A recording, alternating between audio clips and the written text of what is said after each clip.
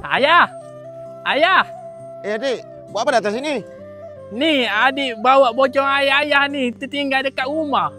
Adik letak situ. Adik jangan datang sini tau, bahaya. Adik letak sini ayah. Situ. Ayah, banyak ke dapat getah hari ni ayah? Boleh lah, Dek. Lagipun pokok kita sebatang ni je.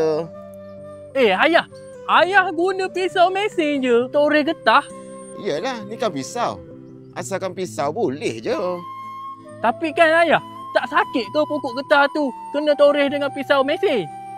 Alah, mati kita tanam balik. Lagipun tanah kita 3 ni je. Tanah kita 3 ekar ke ayah? Taklah, 3 cm ni je. Oh, 3 cm. Patutlah pokok getah kita 1 ni je. Ayah datanglah sini minum air. Adik tengok ayah pun dah penat tu. Minumlah air dulu. Kejap. Ayah ni padahal dekat rumah ada je tikar. Tapi guna juga guni untuk buat lapik punggung. Air kosong je adik bawa. Ingatkan batas kok ke, sepani latih ke.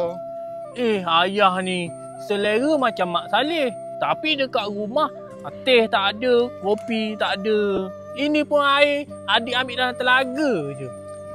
Air kosong pun air kosong je lah, adik. Ayah, adik nak duit boleh tak ayah? Mana ada lagi, Dek.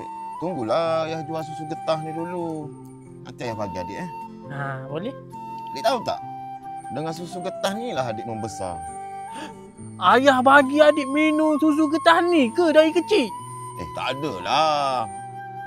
Dengan susu getah ni lah adik besar. Ayah jual susu getah ni. Buat beli susu, buat beli pampers adik. Oh, macam tu. Mesti ayah penat kan membesarkan adik dengan kerja toreh getah ni.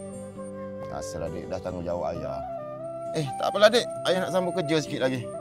Adik balik dulu, Okey. Tapi ayah jangan balik lambat sangat tau. Nanti kesik adik duduk seorang. Ayah. Kenapa ayah guna cuka untuk basuh kasut ni? Membazir lah. Cuka ni untuk mengelakkan daripada pacak merayak masuk gigit kaki. Oh, guna air biasa tak boleh ke? Tak boleh, cuka je. Dia bau cuka tu dia larilah. Oh, macam tu. Dah lah ayah. Adik nak pergi main Digimon dekat rumah kawan adik.